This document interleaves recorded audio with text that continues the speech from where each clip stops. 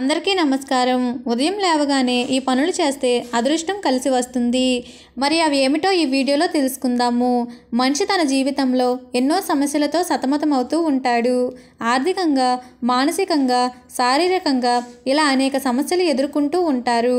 అయితే మన పెద్దలు చెప్పిన కొన్ని నియమాల వలన కొన్ని సమస్యల చిక్కుల నుండి బయటపడటంతో పాటు మంచి జరిగి ప్రశాంతత కలుగుతుంది.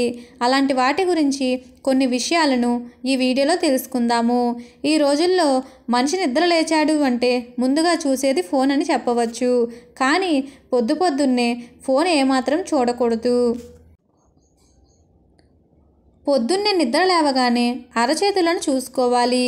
మన అరచేతుల్లో లక్ష్మీదేవి కొలువై ఉంటుంది. కాబట్టి లేవగానే మన అరచేతులను చూసుకుంటే లక్ష్మీ ప్రసన్నం కలుగుతుంది. ఇలా రోజు నిద్ర లేచేటప్పుడు చేయడం వల్ల జీవితంలో అదృష్టం కలిగి ఉంటుంది. అలానే నిద్రపోయే ముందు ఓం నమఃశివాయ అనే మంత్రాన్ని 11 సార్లు జపించి ఎవరితో మాట్లాడకుండా నిద్రపోవాలి. అలానే తెల్లవారేసరికి మెలకువ వస్తే హరి హరి అంటూ 11 సార్లు జపిస్తూ అరచేతులను చూసుకోవాలి. ఇంకా నిద్ర లేచాక మీ ఇష్టదైవాన్ని తలుసుకోవచ్చును, లేదా దేవుడి పటాలను చూడవచ్చును, లేదా ఎవరి ముఖాన్ని వారు అద్దంలో చూసుకోవచ్చు. అర్ధాన్ని లక్ష్మీదేవి నివాస స్థానంగా చెబుతూ ఉంటారు మన పెద్దలు. కావున అర్ధంలో ఎవరి మొహం వాళ్ళు చూసుకుంటే చాలా మంచిది. అలానే మంచం దిగుతూనే 2 చేతులు భూమికి ఆనించి తల్లి నీ మీద కాళ్ళతో నడుస్తూ ఉన్నాను, కాపాడు తల్లి అని కోరుకోవాలి. ఎందుకంటే ప్రతిరోజు మనం భూమి మీదే నడుస్తూ ఉంటాం కాబట్టి ఆ భూదేవి తల్లిని నమస్కారం చేసుకుంటూ నిద్ర లేవాలి. ఇంకా ఉదయం లేవగానే తులసి మొక్కకు నమస్కారం చేయాలి. పురుషులైతే సూర్యుడికి నమస్కారం చేయాలి. ప్రతి ఇంట్లో తులసి మొక్క ఉండేలా చూసుకోవాలి. తులసి మొక్క ఎవరింట్లో అయితే ఉంటుందో వాళ్ళ ఇంట్లో అష్టైశ్వర్యాలు కలుగుతాయి. తులసి మొక్కలో లక్ష్మీదేవి నివాసం ఉంటుంది. ఉదయం అలానే సాయంత్రం పూట తులసి మొక్క దగ్గర దీపం పెట్టి పూజ చేసుకుంటే చాలా మంచిది. తులసి మొక్క దగ్గర దీపం పెట్టి పూజలు చేయడం వల్ల మనం అనుకున్న కోరికలు నెరవేరుతాయి. ఎందుకంటే తులసి మొక్క అనేది లక్ష్మీ స్వరూపం కాబట్టి. అలానే పళ్ళు తోముకునేటప్పుడు తూర్పు దిక్కున తిరిగి మాత్రం తోముకోరాదు. ఇంట్లో ఆడవాళ్ళు రాత్రి అన్నం తిన్నాక గిన్నెలు తోముకొని పొయ్యి శుభ్రం చేసుకొని చెత్త అంతా బయటపడేసి వంటగదిని శుభ్రం చేసుకొని పడుకోవాలి.